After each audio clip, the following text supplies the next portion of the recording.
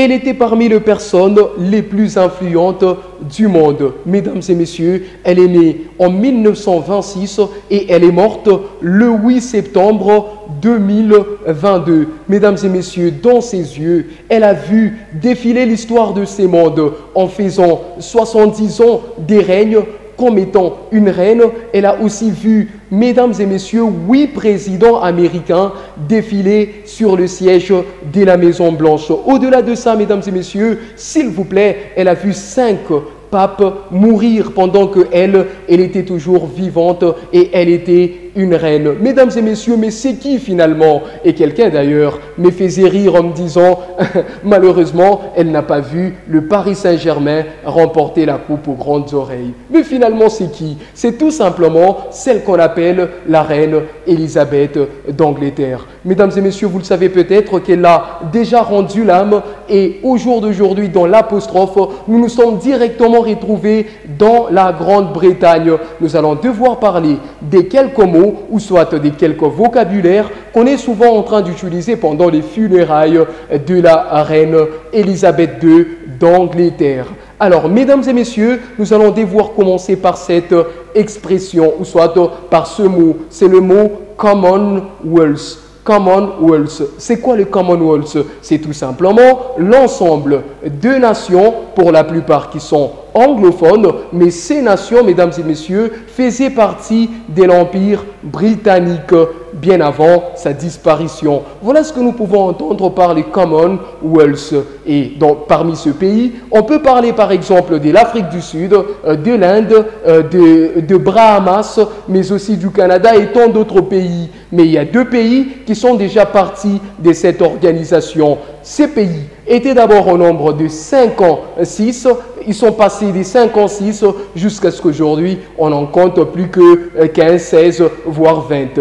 En tout cas, mesdames et messieurs, voilà ce qui concerne ce premier terme, le Commonwealth. Prenons, mesdames et messieurs, le deuxième terme, c'est le terme Westminster.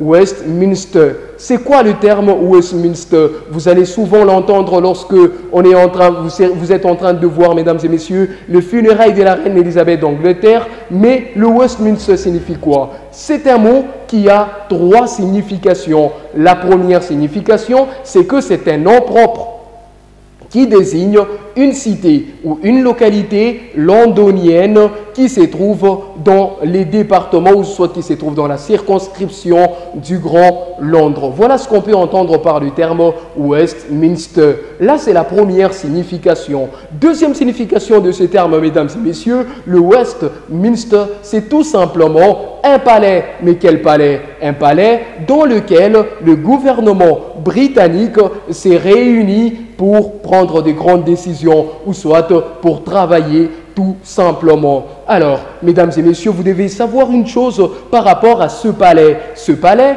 mesdames et messieurs, c'est un palais qui a été érigé ou construit au Moyen-Âge. Et à partir du Moyen-Âge, on pouvait déjà voir comment est-ce que ces palais étaient tellement magnifiques et aussi grandioses. Mais attention, lorsque nous sommes arrivés au 19e siècle, c'est-à-dire en 1834, messieurs et dames, on a vu que ce palais a été incendié. Et après l'incendie, on a eu à restaurer ce palais en utilisant un style. Mais on a utilisé quel style? On a utilisé les styles néo-gothiques. C'est quoi les styles gothiques? Mesdames et messieurs, les styles gothiques, c'est tout simplement un style qu'on appelle, c'est tout simplement, mesdames et messieurs, un style architectural qui consiste à construire une maison selon une certaine réglementation. Voilà ce qu'on peut entendre par les styles néo-gothiques. Alors, mesdames et messieurs, vous devez savoir une chose, que ce style néogothique a connu sa floraison à partir du 19e siècle avec l'avènement ou soit avec la puissance du romantisme. Voilà, prenons mesdames et messieurs la dernière signification de ces termes Westminster. C'est aussi un système politique. Quel système politique? Le système politique qui était mis en place dans ce pays, ou soit dans ce royaume qu'on appelle la Grande-Bretagne, ou soit le Royaume-Uni. Mesdames et messieurs, prenons un dernier mot, ou soit un dernier terme. C'est tout simplement le terme Buckingham.